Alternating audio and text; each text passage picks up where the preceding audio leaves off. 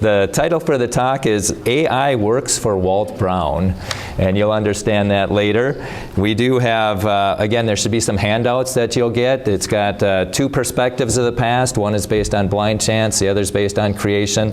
And then there's also some really good websites there. And I was at the Mache conference. So this is I spoke here on Wednesday, and that was a whole lot of fun with some delicious food. And then Thursday morning I spoke at Lakeview Christian Academy. This was to the 9th through 12th graders, and then this was to the 4th through 8th graders. I was teaching them how to be God's detectives. And then we're going over to the convention center to set up, and we saw this building on our left, and I thought, what in the world is that? Buildings don't catch my eyes, but that one did. It's like, that's not a church. It's like, it's like, that's one monstrous building. What's that? I went to school there. You went to school there? Oh my goodness, I'd love to see inside of it. Wow. Yeah, and so we searched around. My wife thought, she said it said Central High School in there. It's like, that's a high school? Man, they don't build them like that anymore. And then we looked on Google Maps, and there it is, Central High. And it's like, wow, and that's not just brick. I mean, how in the world did they build that? It's like, that's incredible. I think people are a lot more intelligent than we're giving them out to be. But then we got to the convention center. That's my booth. And they had a question of the day. The first day it was, when did dinosaurs live? And thousands of years, one in a landslide. So that's good. People are understanding that. And this was Saturday. And I don't know if you ever heard of Training Trails USA. Anybody ever heard of that? It's like the Christian Boy Scouts. You know, the Boy Scouts started falling away from God's Word, and now this is the alternative. You know, this is the Scouts that still follow God's words. It's Training Trails USA, I think it is. So that's something to pass on if any of your know any nephews or grandkids or kids. And one of them came up to the table, and he said, what did the horse say when it tripped? And I said, ouch. And he said, no. He says, I've fallen, but I can't giddy up. I wasn't supposed to laugh, but I couldn't help it. So anyhow, this is what the question was on Saturday, and I almost lost my voice explaining that. Well, will the Hydroplate Theory destroy the Big Bang? And everybody's coming up, what's the hydroplate? And it takes about 15 minutes to explain it properly. So you're going to get the edited view. And this was, I had a banner there, you know, trying to get people to this talk. And a lot of people thought that once they understood the hydroplate, yeah, it's going to destroy the Big Bang. And so I'm excited about this talk because you're going to see stuff that's never been seen before, ever. And again, it's called AI Works for Walt Brown. That's a twist off of a saying that, there's a saying out there that says all scientists work for Walt Brown. Because whenever they discover something new, it validates the Hydroplate Theory. And they've been saying that for decades. And you can see this radio show on YouTube. This is Fred Williams, and I think Doug McBurney are on there. And Oxford just had this big study. You know, the title of it, you can find it at Real Science Radio on YouTube. And the title of the talk is Oxford Just Confirmed the Bible. And this is, they come out every Friday. This one's 3 Fridays ago. And what was the big study Oxford found was, scientists find evidence that overturns theories of the origin of water on Earth. It overturns the popular theory of how the comets brought water to Earth. It's destroying that. It's a theory that undermines that. Okay, it says, the origin of hydrogen and by extension water on Earth has been highly debated, with many believing that the necessary hydrogen was delivered by asteroids from outer space during the Earth's first 100 million years. But these new findings contradict this, suggesting instead that Earth had the hydrogen it needed to create water when it first formed. Hey, they're getting closer to the Bible. In the beginning, God created the heaven and the earth was without form and void, and darkness was upon the face of the deep, and the Spirit of God moved upon the face of the waters. Yeah. So they're getting closer. And so what Fred did, and this is so exciting, and I got these slides, I got these screenshots from Fred, and so he went into ChatGPT, and he asks, does the latest news story fit the idea that asteroids came from Earth? The Hydroplate Theory of Walt Brown. And you may not understand it, but I'll explain it later. Basically, the theory explains how the asteroids and comets came from Earth, and it's logical, and it makes sense. chance. And so we'll touch that at the end, but I didn't want to miss this. I didn't want to cut this at all, because this is brand new. So does the latest news story fit the idea that asteroids came from Earth? And ChatGPT says, yes, this latest news story strongly complements Walt Brown's hydroplate theory, especially the idea that asteroids may have originated from Earth during the catastrophic event of the global flood. Go AI. Yeah, they're working for Walt Brown there. And then why this news fits Walt Brown's model? Well, the hydroplate, you know, it's going to compare the hydroplate with the Oxford study. You know, the hydroplate says Earth had water from the start and launched it into space, and Oxford finds meteorites containing internal hydrogen matching Earth's interior. Well, that's a check for the hydroplate. Earth created with abundant water, and then Oxford is no need for external source, supports a built-in water origin. And then asteroids came from Earth during the flood, and they say chondrites match Earth-like composition, not alien. So there's a lot of check marks going down that HPT hydroplate. And then the biblical tie-in. The earth was without form and void, and darkness was over the face of the deep, and the Spirit of God was hovering over the waters. That deep refers to a vast primordial water, exactly what Walt Brown claims existed under Earth's crust. The hydroplate theory says those waters exploded out, sending material, including what would become meteorites, into space. Now scientists are saying, hey, asteroid seems to be made of the same stuff as Earth. That's exactly right, and he's been banging that drum for decades, and it's been kicked to the curb for decades, and that's what bothers me so much. You know, I always wanted to get this theory out there, so I think he's today's Isaac Newton. I wanted him to get the credit before he dies, you know, and that motivated me. And now NASA's making some incredible blunders because they don't understand this theory, and making some catastrophic blunders, and that motivates me so that we can get this out there before they make any more mistakes. And now I'm motivated because I want to destroy the Big Bang. This theory will destroy the Big Bang if when people understand it. So we just have to have enough people, the tipping point, enough people understand it so we don't believe the Big Bang anymore. So that's what's motivating me. And the conclusion, according to AI, ChatGPT, this new study adds strong observational support to Walt Brown's model. If the origin of water is intrinsic to Earth's materials, then Earth didn't receive asteroids. It may have launched them. And there's a lot of support for that. And so then Fred asks, does this match catastrophic plate tectonics proposed by John Baumgartner? Now, to explain that, understand that the secular view of the Earth is plate tectonics. The Earth has these plates and they move slowly. And Baumgartner, he had an epiphany. He wanted to squeeze plate tectonics into the Bible. And so he says, no, they don't move slowly, they move quickly. They all moved rapidly during the flood. So it's a secular model sped up. Okay? And so what is ChatGPT? Does this match his theory? Great questions. And here's the short version. No. This Oxford meteor study doesn't align with the catastrophic plate tectonic theory, CPT, but it does align closely with Walt Brown's hydroplate theory. Way to go, AI.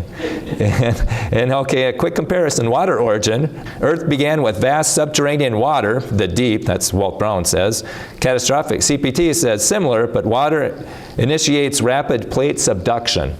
Now, how do these plates subduct? How did subduction begin? That's a big question for them.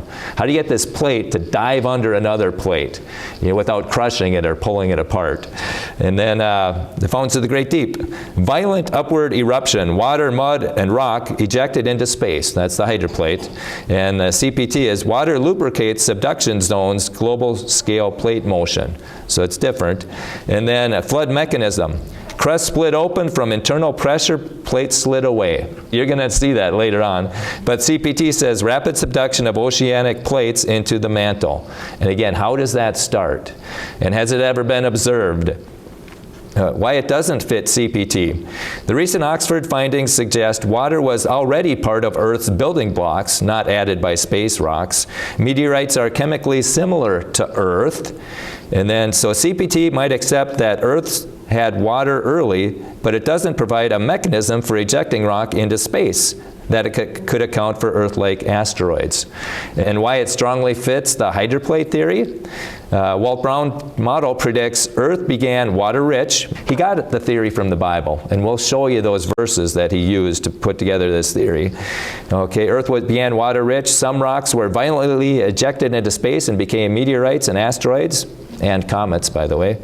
These fragments would chemically match Earth, especially the crust and mantle, like serpentinite, which forms when the water touches the mantle, and they find it in asteroid Bennu, and we'll show you that also. So when Oxford says the meteorites look just like Earth's building blocks and contain hydrogen, Walt Brown says exactly what I told you would happen.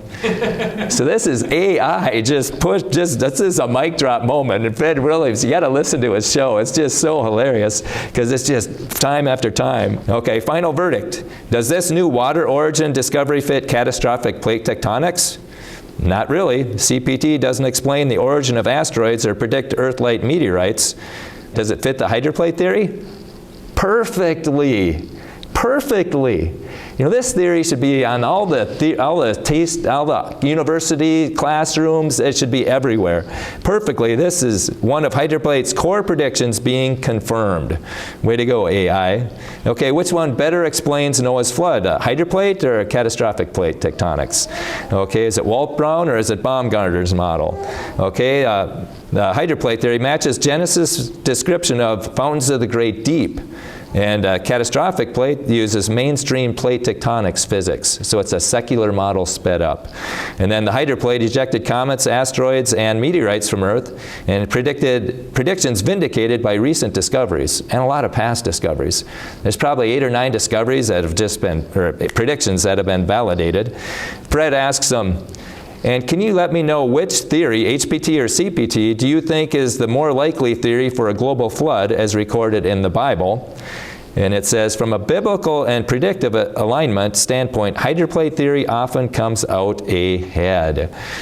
And then why many favor hydroplate theory? It's because it's rooted in the Genesis language. Genesis 7:11 speaks of the fountains of the great deep bursting forth. HPT takes this literally and builds the entire mechanism from it. And remember that verse, Genesis 7:11, in the 600th year, in the 2nd month, the 17th day of the month, of Noah's life, the fountains of the great deep were broken up, and the windows of heaven were opened. And people try to tell me that's poetic. The 600th year, the 2nd month, the 17th day, that's not poetic. That's about as historical as you can get. And Jesus always referred to Genesis as an accurate historical event, not as an analogy, not as figurative language, not as poetic. And if we're not following the example of Jesus, we're on real thin ice. We need to reconsider that. And then it explains the origin of comets, asteroids, and meteorites. CPT doesn't touch this. HPT says they were ejected from Earth, and new data like the Oxford study supports this. And also NASA discoveries on Comet Bennu and Asteroid Bennu and Asteroid Ryugu, and also Comet Wild-2, it all falls in place with the hydroplate. And then predictive success. Brown made bold predictions decades ago. Decades. Think about this. If we would have been banging this drum for decades, we'd have so much scientific clout. But it's been kicked to the curb by creationists and secularists alike. We're trying to change that. Okay, Brown made bold predictions decades ago, like crustal rock found in asteroids, that are being vindicated. No need for pre-existing plate tectonics. HPT doesn't require millions of years of tectonic buildup. It all begins with water pressure under the crust. And then explains rapid fossilization and sediment layers. The explosive force would cause global mud flows and mass burial, matching what we observe. Way to go, AI. And it's so fun listening to Fred talk about this, and why some geologists still lean towards CPT. Catastrophic plate tectonics, that's what you're going to see at AIG and ICR and CMI, all the big creation organizations bang this drum. And it's John Baumgartner, he's got a big model for it. Okay, so why do they still use it? Well, the argument, it uses mainstream plate tectonics physics. That's like using mainstream evolution to explain how we got here theistically. We shouldn't be using their models, okay? It uses mainstream plate tectonics physics, but CPT borrows the existing plate tectonic model, but accelerates it, which critics say is still depending on uniformitarian assumptions, and I'm one of those critics. Yeah, it's just a secular model sped up.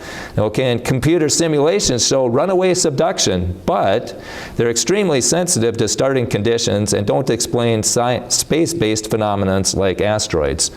And how subduction began. They rely on a miracle. God made it to get super cold, so it sunk under the other ones. Well, then he made it too cold because there's an ice age. Okay, and then moving on.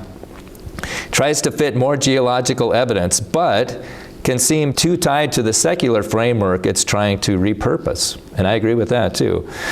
My take, according to ChatGPT, hydroplate theory aligns more tightly with the biblical language, the observable evidence, e.g. Earth-like meteorites and water-rich origin, and a complete cosmological picture including celestial bodies and post-flood geology.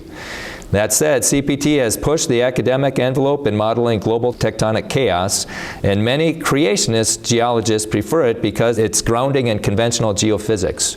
That's the problem. They were trained in plate tectonics. That's their perspective of the Earth, and so they like catastrophic plate tectonics because it agrees with what they were taught. And we just have to allow all the theories on the table and then focus on the one that makes accurate predictions.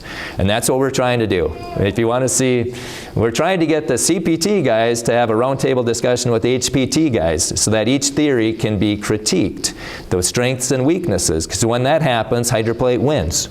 Okay, and then when we compare plate tectonics with hydroplate, we win again.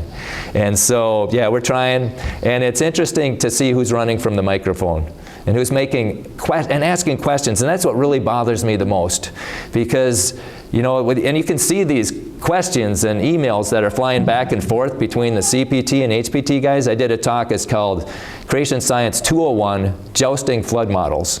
It has to be 201s because you need to know what hydroplate is for it to really make sense. But it's, yeah, jousting flood models, and you can see the emails flying back and forth. And one of the experts from CPT said, well, how did granite turn into basalt? He wanted some HPT guy to explain it, and that was the entry for me into the discussion. It's like, where did you hear that? I've never heard anybody say granite turns into basalt. And so and these are the experts that people are depending on their opinion about HPT. And their questions they ask show an embarrassing lack of understanding of the theory. And yet they're the ones saying, don't look at it, it doesn't work. And it happened to me. I listened to a creationist in Uppsala, Minnesota one time, and asked him about the HPT, and he said, it doesn't work. And I said, why not? And he said, it breaks laws of physics. And I said, which laws of physics? And he said, I don't know, but the geologists I know don't go along with it. So he's relying on these experts who don't understand it. That's just like an evolutionist not going along with creation because the evolutionists he knows don't go along with it.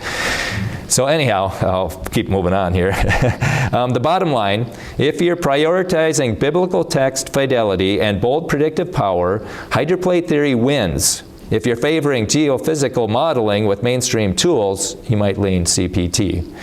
Both seek to honor God's word, but personally, I lean hydroplate theory, especially as modern discoveries keep backing up Brown's decades-old predictions. So that's ChatGPT. And in the show they even say, ChatGPT works for Walt Brown. It's just incredible what all these things line up.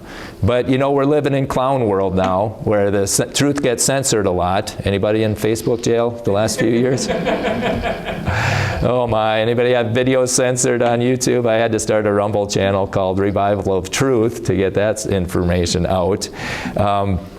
But so it'll be interesting to see if ChatGPT gets brainwashed, you know. But this is what it said 3 weeks ago. And remember when they changed the CDC changed the definition of vaccine in 2021 because the shot wasn't working, so instead of making it work, they just changed the definition. So we're living in clown world, and it reminds me of 1984. I finally read that a couple of years ago, and the thing that pops out at me is it says, those who control the past control the future.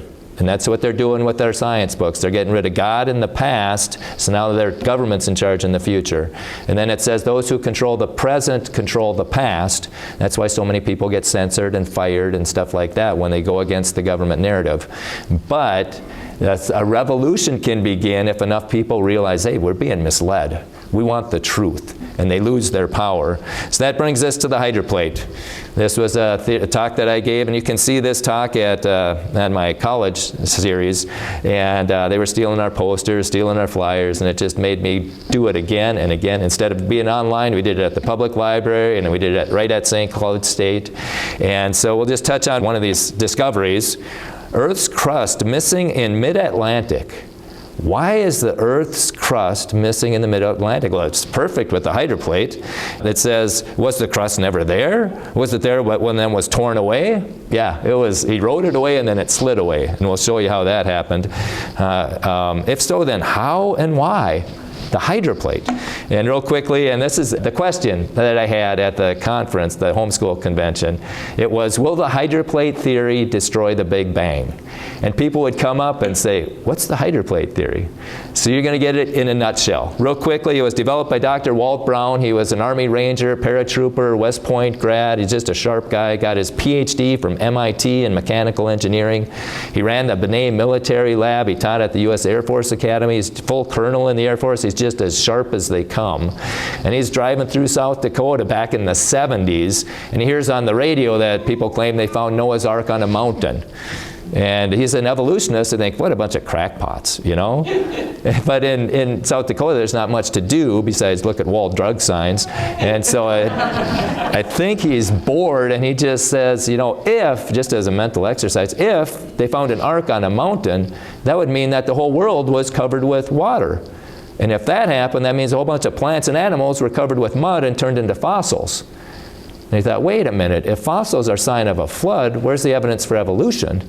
And he started to talk to all his PhD colleagues and scientists, and he didn't find any evidence for evolution. Okay, but what he did find was in the Bible. And these are verses that he saw. To him that stretched out the earth above the waters. There's water in the earth. Okay, the earth and all its inhabitants thereof are dissolved. They bear up the pillars of it. So there's water in the earth and there's pillars. And he thinks that's where the granite is touching the mantle. For he hath founded it upon the seas and established it on the floods. So he's getting this idea that there's water in the earth. He gathered the waters of the seas together as a heap. He layeth up the depth in storehouses. Water in the earth. And he kept seeing that in the 600th year of Noah's life, in the second month, the 17th day of the month, the same day where all the fountains of the great deep were broken up and the windows of heaven were opened.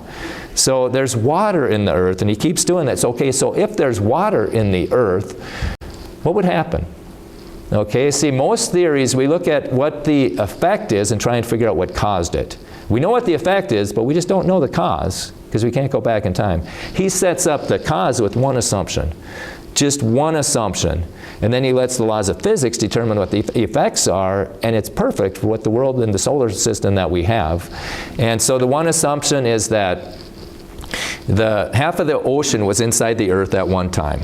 Just think of the earth as a big apple, all right? Big apple. The crust, the apple skin is 60 miles thick, made of granite. And then there's a layer of water underneath that, and then there's the mantle underneath. And the granite and the mantle are touching at different places. That's the one theory. That's the one assumption. And then you throw the moon in, and that's going to tug on the earth. It's going to have high tide and low tide, right? And so, but back then, the earth wasn't broken into plates like it is today. It was just the crust. And so the crust would stretch and compress, stretch and compress, stretch and compress. And that generated heat. Like if I had wire up here, I'd bend it and it'd go away. And we'd get hot. So the water gets hotter and hotter and hotter. It wants to boil, but it can't because there's no room to expand. And then at 705 degrees and 3,200 pounds per square inch, it becomes supercritical water, where it's not really water and it's not really steam, but whatever it is, it dissolves things like crazy. So now it's dissolving the mantle, or the granite above and the mantle below, and it's getting hotter and hotter. The crust is getting weaker and weaker as it gets dissolved. And Walt Brown says there's 372,000 pounds per square inch in that water. Can you imagine that? And then getting released to atmospheric pressure, which is like 14 pounds. It's just going to erupt with tremendous force. Like if this water bottle had that much pressure, pounds per square inch, if I cracked this, it'd probably blow up this whole building. Okay? But that's all the pressure inside the earth. And then when the fountains of the great deep broke up, it cracked. The crust cracked, and that crack went around the Earth in 2 directions, and then it came back together on itself like the seam on a baseball. And so it just erupted with tremendous force. You know, who shut up the seas with doors? Does it break forth? Yeah, this is the supercritical. And then it's dissolving things, and it's making limestone and chalk and quartz, and then it just exploded. And that's how it could rain for 40 days and 40 nights. It's like a fountain coming down. And people say, well, if that happened, wouldn't it leave a mark on the Earth? And the answer is, yeah. It's the mid-oceanic ridge. You see that mountain range in the ocean there? 46,000 miles long. That's underneath where the fountains of the Great Deep broke up. So now you got 2 cliffs eroding. You know, this is where we get our sediment for our sedimentary rocks. The granite's getting eroded underneath and on the side, and the mantle's getting eroded there, and it's all going up. And now these cliffs, 60 miles high, are crumbling into it. And on Earth, you can only have a cliff 5 miles high because it's going to crush it. So it's all crumbling into there. The cliffs get wider and wider and wider and wider, and pretty soon there's nothing pushing down on the mantle. So the mantle bulges. So now the continents start sliding. Like if you lift up a train track, it's going to start rolling. That's what's happening with North America and South America. They're sliding west. Africa and Europe are sliding east. And they keep going until they meet resistance. And then the mountains form. Like if you push a rug against the wall, it's going to buckle. It's going to go. And that's how we get the mountains. So now you got the mountains are a big mass on a small base, so they're going to sink in. So if something sinks in, something has to rise up. That's the plateaus. They can't explain how plateaus formed, especially the Colorado. So that's what happened. And similarly, when the ridge is rising up and something has to sink in, what sinks in? It's the Pacific Ocean. That's why the Pacific Ocean, that's the ring of fire there. That's why there's so many volcanoes in the Pacific Ocean, and the trenches are there. Mariana Trench, 7 miles deep. It's deeper than Everest is high, and it gets sucked in. And so that's why the Pacific Ocean is so much different. And it even sucked in the 8th continent, Zealandia. They say Zealandia, sunken 8th continent, reveals its buried treasure, and that's why it sunk in. Okay, and they found evidence of land-based fossils there. So at one time that was above the land, and then it got sucked down, and now it's below the land. Okay, and then so the water, let's see, I've only got about 2 minutes left, Pastor. Is that about right? Okay, you want me to wind her down? Okay, yeah, we want to be very respectful of your time. Oh, I got 4 minutes. Okay, so we're going to jump ahead.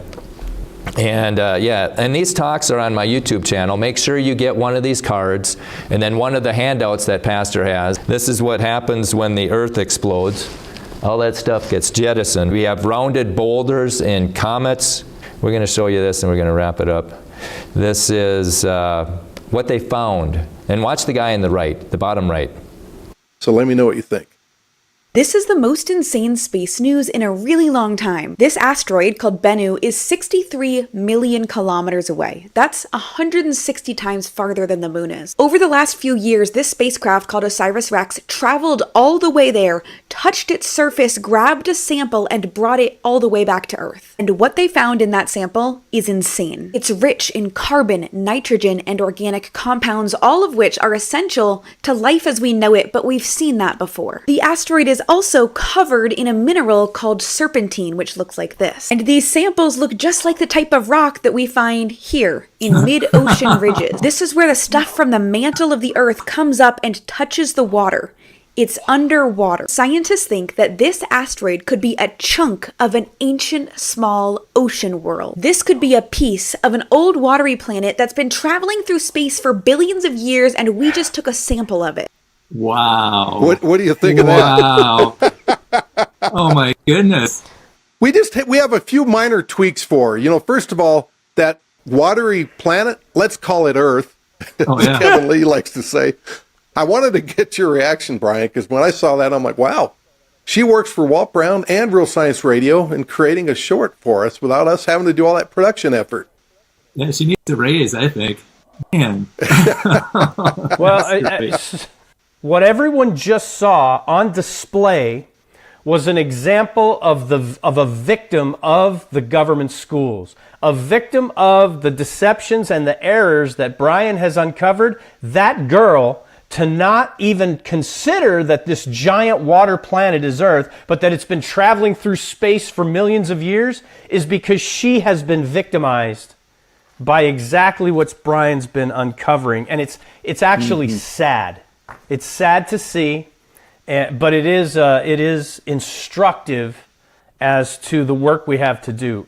Yeah, and the heart beats there, and eventually the heartbeat stops. Where are you going?